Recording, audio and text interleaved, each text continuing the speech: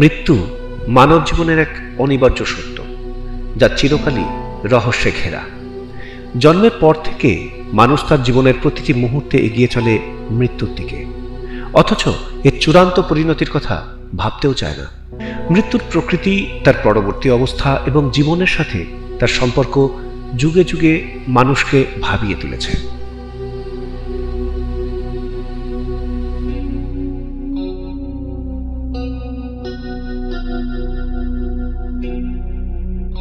প্রাচীনকাল থেকেই মৃত্যু নিয়ে নানা ধরনের বিশ্বাস ও কল্পনা গড়ে উঠেছে। কেউ বলে মৃত্যু মানেই অন্তহীন ঘুম, কেউ বা ভাবে এটি আরেকটি নতুন জীবনের সূচনা। বিভিন্ন ধর্ম ও দর্শনে মৃত্যুর পরে আত্মার অস্তিত্ব, পুনর্জন্ম, স্বর্গ, নরক কিংবা অনন্ত শূন্যতার কথা বলা হয়েছে। তবে যে সত্যটি অবধারিত তা হল মৃত্যু ছাড়া জীবন কল্পনা করা যায় না। এটি জীবনেরই একটি অপরিহার্য অংশ, এক অনিবার্য সমাপ্তি।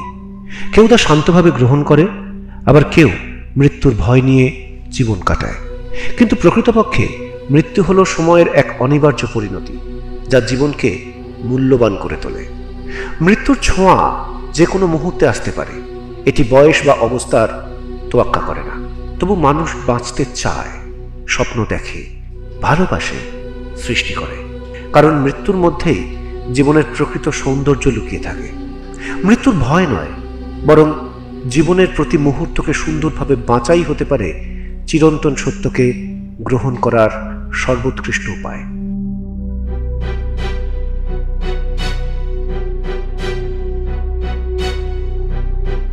আচ্ছা, মৃত্যু মানে কি শেষ, নাকি এটি কেবল একটি নতুন যাত্রার শুরু?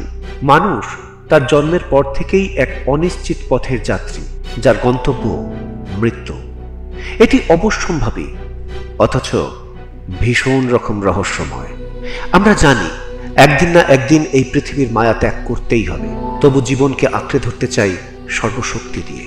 প্রাচীন সভ্যতা থেকে শুরু করে আধুনিক যুগ, প্রত্যেকটি সংস্কৃতি ও ধর্মেই মৃত্যুকে ভিন্ন ভিন্ন দৃষ্টিকোণ থেকে দেখা হয়েছে। কোথাও একে পুনর্জন্মের সেতুবন্ধন হিসেবে ধরা হয়, কোথাও বা এটি চিরস্থায়ী বিশ্রাম। কেউ ভাবে মৃত্যুর পর আত্মা অবিনশ্বর, আবার কেউ মনে করে এটি কেবল শূন্যতার দিকে এক অন্তহীন পতন। কিন্তু মৃত্যু শুধুই একটি ঘটনা নয়, বরং জীবনকে অর্থবহ করে তোলার এক মহাসত্য। যদি মৃত্যু না থাকতো, তবে জীবনের মূল্যও হয়তো এতটা গভীর হতো না।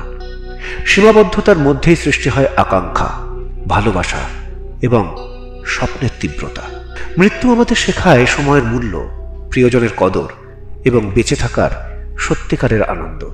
অতএব মৃত্যু নিয়ে ভয় পাওয়া অর্থহীন, বরং এর উপস্থিতিকে মেনে নিয়ে জীবনের প্রতি মুহূর্তকে আনন্দ ও মহত্বে ভরিয়ে তোলা, এটাই হোক জীবনের প্রকৃত উদ্দেশ্য। মৃত্যু অনিবার্য, কিন্তু কিভাবে বেঁচে থাকব সেটা তো আমাদেরই হাতে। হিন্দু ধর্মে মৃত্যুকে জীবনের শেষ নয়, বরং আত্মার এক নতুন যাত্রা সূচনা হিসেবে দেখা হয়। এই বিশ্বাসের ভিত্তিতেই হিন্দু সমাজে অন্ত্যেষ্টি বা অন্তিম সংস্কারকে অত্যন্ত গুরুত্বপূর্ণ ধর্মীয় আচার হিসেবে পালন করা হয়। মৃত্যু পরবর্তী এই শাস্ত্রীয় ক্রিয়ার মূল উদ্দেশ্য হল মৃত ব্যক্তির আত্মাকে পরবর্তী যাত্রার জন্য প্রস্তুত করা এবং তাকে মোক্ষ বা মুক্তির পথে এগিয়ে নিয়ে যাওয়া। হিন্দু ধর্মের মূল বিশ্বাস হল পুনর্জন্ম ও কর্মফল। শরীর নশ্বর, কিন্তু আত্মা অবিনশ্বর। মৃত্যুর পরে আত্মা পুনর্জন্মের কর্মফল অনুযায়ী নতুন দেহ ধারণ করে। তবে যদি কেউ সর্বোচ্চ আধ্যাত্মিক জ্ঞান লাভ করে বা পাপ পুণ্য চক্র থেকে মুক্ত হয়, তাহলে সে মোক্ষ বা মুক্তি লাভ করতে পারে, যা পুনর্জন্মের বন্ধন থেকে মুক্তি দেয়। গরুড় পুরাণ হিন্দু ধর্মের অন্যতম গুরুত্বপূর্ণ একটি স্মৃতি গ্রন্থ, যেখানে মৃত্যুর পর আত্মার গতি, যমলোকের বিচার, পুনর্জন্ম ও মোক্ষ লাভ সম্পর্কে বিস্তারিত ব্যাখ্যা দেওয়া হয়েছে। বিশেষ করে এটি অন্ত্যেষ্টি ক্রিয়া ও শ্রাদ্ধকর্মের গুরুত্ব সম্পর্কে বিশেষ নির্দেশনা প্রদান করে। হিন্দু অন্ত্যেষ্টি ক্রিয়ার বেশ কিছু ধাপ রয়েছে, যা মৃত ব্যক্তির আত্মার শান্তি ও মুক্তির জন্য অনুসরণ করা হয়। গরুড় পুরাণ অনুসারে মৃত্যুর পর আত্মা বা প্রেতাত্মা শারীরিক বন্ধন ত্যাগ করে এক নতুন যাত্রায় বের হয়। আত্মার পরবর্তী গতি নির্ভর করে জীবদ্দশায় তার কর্মের উপর। মৃত্যুর পর প্রথম 12 দিন আত্মা এক প্রেত রূপে অর্থাৎ অশরীরী অবস্থা ধারণ করে। এই সময় এটি পূর্বজন্মের কর্মফলের বিচার প্রক্রিয়ার জন্য প্রস্তুত হয়। পরিবার যদি সঠিকভাবে শ্রাদ্ধ তর্পণ না করে তাহলে আত্মা দুঃখ ভোগ করে। মৃত্যুর 13তম দিনে অর্থাৎ ত্রয়োদশ দিন থেকে আত্মা যমলোকের উদ্দেশ্যে যাত্রা শুরু করে। যাত্রার সময় তাকে 16টি নরকদ্বার পার হতে হয়, যা পাপের জন্য শাস্তির স্থান। পুণ্যবান আত্মাদের যাত্রা সহজ হয়, কিন্তু পাপী আত্মাদের কষ্ট ভোগ করতে হয়। যাত্রাটি 17 দিনে সম্পন্ন হয় এবং 30 দিনে আত্মা যমলোকে পৌঁছে বিচার পায়।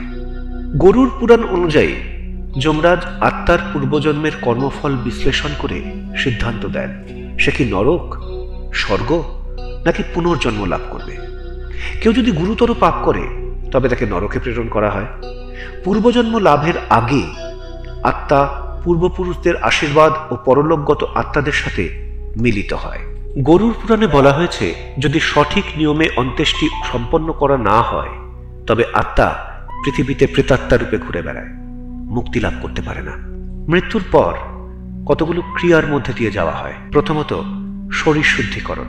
মৃত ব্যক্তির দেহ পরিষ্কার করে গঙ্গা জল, তুলসী পাতা ও চন্দন মাখানো হয়। কপালে চন্দনের তিলক দেওয়া হয়, যা আত্মার শান্তির প্রতীক। তারপর আত্মাকে বিদায় জানানো হয়। পরিবারের সদস্যরা ও তার পরিচিত বর্গরা মৃত ব্যক্তিকে শেষ শ্রদ্ধা জানান। কানে বা মুখে গঙ্গাজল ও তুলসী পাতা দেওয়া হয়, কারণ গঙ্গাজলকে পবিত্র ও আত্মার মুক্তির সহায়ক বলে মনে করা হয়। তারপর সেই মৃতদেহ সাদা কাপড়ে মোড়ানো হয়, কারণ সাদা কাপড় শান্তির প্রতীক। এরপর মৃতদেহকে শ্মশানে নিয়ে গিয়ে অগ্নি সংস্কার করা হয়, যা হিন্দু অন্ত্যেষ্টির প্রধান বৈশিষ্ট্য। প্রথমে চিতা প্রস্তুত করা হয়। মৃত ব্যক্তিকে বাঁশ ও কাঠের চিতার উপর শুইয়ে দেওয়া হয়। চিতায় ঘি, চন্দন কাঠ, ধূপকাঠি ইত্যাদি দেওয়া হয়, যা আত্মার শান্তির প্রতীক। মৃতদেহের চারপাশে পরিক্রমা করে পরিবারের প্রধান বা যিনি মুখাগ্নি করবেন, সাধারণত সে পুত্রই হয়। যদি পুত্র না থাকে তবে অন্য কেউ মুখাগ্নি করেন, অর্থাৎ মুখে আগুন ছোঁয়ান। আগুন হলো শুদ্ধিকরণের প্রতীক, যা শরীরকে পঞ্চভূতে বিলীন করে। এই মুখাগ্নি আত্মার মুক্তির গুরুত্বপূর্ণ ধাপ। আগুন দেওয়া হয় যাতে আত্মা মুক্ত হয়, তার পার্থিব শরীর ছেড়ে সে পরমাত্মার সঙ্গে লীন হতে চায়। চিতার উপর যখন মৃতদেহ পড়ে তার মাঝামাঝি সময়ে বড় ছেলে বা নিকটাত্মীয় মৃত ব্যক্তির কপালে কাঠ দিয়ে আঘাত করেন, যাতে আত্মাকে শরীর থেকে সম্পূর্ণ মুক্ত করা যায়। শুধু দাহ করলেই শেষ হয় না, আত্মার শান্তির জন্য পরবর্তী কিছু ক্রিয়া পালন করা হয়, যেমন অস্থি সংগ্রহ ও বিসর্জন। চিতা সম্পূর্ণ পোড়ার পর মৃতদেহের ছাই গঙ্গা বা অন্য পবিত্র নদীতে বিসর্জন করা হয়। গঙ্গা বা অন্য নদীতে বিসর্জন দেওয়া আত্মার মুক্তির জন্য শুভ বলে মনে করা হয়। এরপর হয় শোক পালন ও স্নান বিধি। পরিবারের সবাই মৃতদেহ স্পর্শ করার কারণে অশৌচ বা শুদ্ধি পালনে স্নান করেন। শোক পালনের সময় নির্দিষ্ট দিনে নিরামিষ আহার গ্রহণ করা হয়। দশম দিনে শ্রাদ্ধের সূচনা এবং আত্মার শান্তির জন্য দান করা হয়। একাদশ ও দ্বাদশ দিনে আত্মার গতি নির্ধারণের জন্য বিশেষ পুজো ও ব্রাহ্মণ ভোজন হয়। ষোড়শ বা কারোর ত্রয়োদশ দিনে ক্রিয়াকর্ম সম্পন্ন হয় এবং পরিবারের সবাই স্বাভাবিক জীবনে ফিরে যায়। 1 বছর পরে প্রতিবার মৃত্যুবার্ষিকীতে বা পিতৃপক্ষে শ্রাদ্ধ করে আত্মার শান্তির জন্য তর্পণ করা হয়। এখন প্রশ্ন হলো, হিন্দু ধর্মে সাধারণত মৃতদেহকে দাহ করা হয় কেন? গরুড় পুরাণ অনুযায়ী বা হিন্দু ধর্ম অনুযায়ী মৃতদেহকে দাহ করা হয় যার পিছনে ধর্মীয়, আধ্যাত্মিক ও বৈজ্ঞানিক কারণ রয়েছে। প্রথম কারণ হলো শরীরকে পঞ্চভূতে ফেরানো। মানবদেহ পঞ্চভূত অর্থাৎ মাটি, জল, আগুন, বায়ু ও আকাশের সংমিশ্রণে তৈরি। দাহ করার মাধ্যমে দেহ আবার তার সেই প্রকৃতিতেই ফিরে যায়। আত্মার মুক্তি ও পুনর্জন্মের পথ সুগম করা হলো দ্বিতীয়। বিশ্বাস করা হয় দাহ করলে আত্মা দ্রুত মোক্ষের দিকে অগ্রসর হয়, অর্থাৎ মুক্তির দিকে এগিয়ে যায়।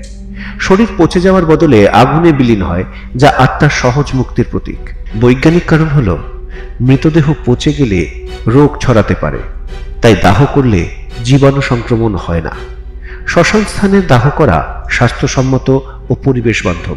গরুড় পুরাণ অনুযায়ী যারা জীবনকালে সৎকর্ম করে এবং মৃত্যুর পর সঠিক অন্ত্যেষ্টি ও শ্রাদ্ধ পালন করে তারা সহজেই স্বর্গ বা মোক্ষ লাভ করতে পারে। মোক্ষ লাভের জন্য গীতা পাঠ ও বিষ্ণুর উপাসনা করা হয়। মৃত্যুর সময় ও পরবর্তী শ্রাদ্ধে গীতা পাঠ করলে আত্মা শুদ্ধ হয়। বিশেষ করে মৃত্যুর সময় কেউ যদি ভগবান বিষ্ণুকে স্মরণ করে তবে সে মোক্ষ পায়। কেউ কেউ রাম নাম সত্য হয় বলে, কেউ বা বলে বল হরি হরি বল। দুটোই বিষ্ণুকে স্মরণ করা। এক্ষেত্রে একটি কাহিনী আছে। একবার ভগবান মহেশ্বর খেতে বসবেন, সঙ্গে তার মা পার্বতীকে নিয়ে খেতে বসতে ইচ্ছা করল, কিন্তু তখন মা পার্বতী বিষ্ণু উপাসনায় রত। তিনি বললেন বিষ্ণু উপাসনা শেষ না হওয়া পর্যন্ত উনি খেতে বসতে পারবেন না। তখন দেবাদিদেব মহেশ্বর বললেন যদি রাম নাম করা যায় তাহলে বিষ্ণুর সহস্র নামের সমান হয়, অর্থাৎ একবার রাম বলা সহস্রবার বিষ্ণুর সহস্রটি নাম নেওয়ার সমান। এই কারণেই রাম নাম সত্য হয় অনেকে বলে, কিন্তু এর পেছনে আরেকটি কারণও আছে। এটা যত না মৃতদেহের জন্য বা তার আত্মার জন্য, তার থেকে বেশি তার পরিবারবর্গের জন্য। তাদেরকে এটা বোঝানো যে রাম নামই একমাত্র সত্য, শরীর নয়। যে মৃত সে পরলোকগত আত্মা, তার মোক্ষ প্রাপ্তির সময় হচ্ছে, বা সে এই জীবন থেকে মুক্তি লাভ করেছে, এই শরীর থেকে মুক্তি লাভ করেছে, সেটা সত্য নয়, সেটা মায়া। কারণ আত্মার ক্ষয় নেই। গরুড় পুরাণ বলে গঙ্গা বা কাশীতে কারোকে যদি দাহ করা হয় তবে সে পুনর্জন্ম এড়িয়ে মোক্ষ লাভ করতে পারে। গয়া গিয়ে শ্রাদ্ধ করলে আত্মার মুক্তি ত্বরান্বিত হয়। গরুড় পুরাণে অন্ত্যেষ্টিক্রিয়াকে অত্যন্ত গুরুত্বপূর্ণ হিসেবে চিহ্নিত করা হয়েছে। মৃত্যুর পর আত্মার যাত্রা, যমরাজের বিচার, স্বর্গ নরকের ভাগ্য নির্ধারণ এবং মোক্ষ লাভের জন্য সঠিক শ্রাদ্ধ ও তর্পণ অপরিহার্য। অতএব গরুড় পুরাণ মতে অন্ত্যেষ্টি শুধু দেহের পরিসমাপ্তি নয়, বরং আত্মার চিরমুক্তির পথ। হিন্দু ধর্মে অন্ত্যেষ্টি একটি অত্যন্ত গুরুত্বপূর্ণ ধর্মীয় ও আধ্যাত্মিক প্রক্রিয়া। এটি কেবলমাত্র শারীরিক দেহের সমাপ্তি নয়, বরং আত্মার নতুন যাত্রার সূচনা। মৃত্যুর পর আত্মা যেন শান্তি পায় ও মোক্ষ লাভ করে, সেই উদ্দেশ্যেই অন্তিম সংস্কার পালন করা হয়। এই রীতিগুলি শুধু আধ্যাত্মিক তাৎপর্যই বহন করে না, বরং বৈজ্ঞানিক ও পরিবেশগতভাবে ভীষণভাবে যৌক্তিক। হিন্দু ধর্মের অন্ত্যেষ্টিক্রিয়ার নিয়মগুলি কেবলমাত্র ধর্মীয় আচার নয়, বরং এগুলোর পেছনে গভীর বৈজ্ঞানিক ও আধ্যাত্মিক ব্যাখ্যাও রয়েছে। সময়ের সঙ্গে সঙ্গে বিজ্ঞান ও আধ্যাত্মিকতা একে অপরের পরিপূরক হয়ে দাঁড়িয়েছে। মৃতদেহ দাহ করার বৈজ্ঞানিক ব্যাখ্যাটি হল মৃতদেহ পচনশীল, যা ব্যাকটেরিয়া ও রোগ জীবাণুর জন্ম দিতে পারে। দাহ করলে দেহ সম্পূর্ণ ভস্মীভূত হয়, ফলে রোগ সংক্রমণের আশঙ্কা থাকে না। মৃতদেহের পচনের ফলে পরিবেশ দূষিত হয়, কিন্তু দাহ করলে এটি দ্রুত ভস্ম হয়ে মাটিতে মিশে যায়। শবদাহের সময় উচ্চ তাপমাত্রায় সব ব্যাকটেরিয়া ধ্বংস হয়ে যায়। আধ্যাত্মিক ব্যাখ্যা হল দেহ পঞ্চভূতে তৈরি, জল, আগুন, বায়ু, আকাশ এবং মাটির সমন্বয়ে তৈরি। দাহ করার মাধ্যমে তা প্রকৃতির মূল উপাদানে ফিরিয়ে দেওয়া হয়। চিতার আগুন আত্মাকে দেহবন্ধন থেকে মুক্ত করতে সাহায্য করে এবং আত্মা পরলোকে যাত্রা শুরু করে। মৃতদেহের উপর গঙ্গাজল ও তুলসী পাতা প্রয়োগ করা হয়।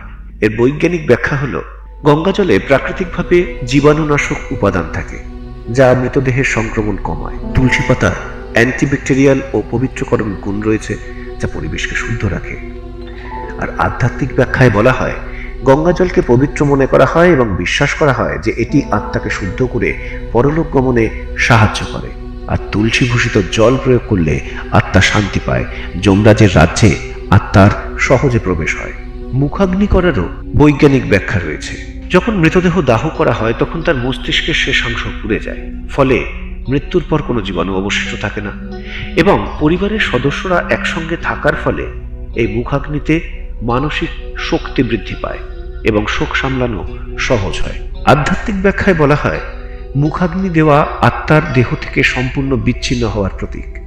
বিশ্বাস করা হয় যে আত্মা দেহ থেকে বেরিয়ে পরবর্তী গন্তব্যের দিকে এই সময় থেকেই যাত্রা শুরু করে। অস্থি বিসর্জন ও সেটাকে জলাশয় বা নদীতে সমর্পণ করা। এটার কারণ হলো হাড় ও ছাইয়ের মধ্যে থাকা খনিজ পদার্থ নদীর জলে দ্রবীভূত হয়ে পরিবেশের উপকার করে। আধ্যাত্মিক ব্যাখ্যায় বলা হয়, গঙ্গা বা অন্য পবিত্র নদীতে বিসর্জন দিলে আত্মার প্রকৃতির মূল উপাদানের সঙ্গে একীভূত হয়। এটি পুনর্জন্মের পথকে সুগম করে এবং পূর্বপুরুষদের আত্মার শান্তি নিশ্চিত করে। শ্রাদ্ধ ও পিণ্ডদানের বৈজ্ঞানিক ব্যাখ্যা রয়েছে। ব্যবহারিক দিক হল, শ্রাদ্ধকালে ব্রাহ্মণ ও দরিদ্রদের খাদ্য দান করলে সমাজে দারিদ্র্য কমে, মানুষের মধ্যে সহানুভূতি গড়ে ওঠে। পারিবারিকভাবে একত্রে এই আয়োজন করলে পরিবারের সদস্যদের মধ্যেও বন্ধন দৃঢ় হয়। আধ্যাত্মিক ব্যাখ্যায় বলা হয়, হিন্দুরা এটা বিশ্বাস করে যে শ্রাদ্ধ পিণ্ডদান আত্মাকে শক্তি দেয় এবং যমলোকের যাত্রা সহজ করে। পূর্বপুরুষদের আত্মার শান্তি লাভে সাহায্য করে, যা পরিবারে সুখ ও সমৃদ্ধি বজায় রাখে। অর্থাৎ হিন্দু অন্ত্যেষ্টিক্রিয়ার প্রতিটি আচার ও বিধির পিছনে গভীর বৈজ্ঞানিক ও আধ্যাত্মিক ভিত্তি রয়েছে।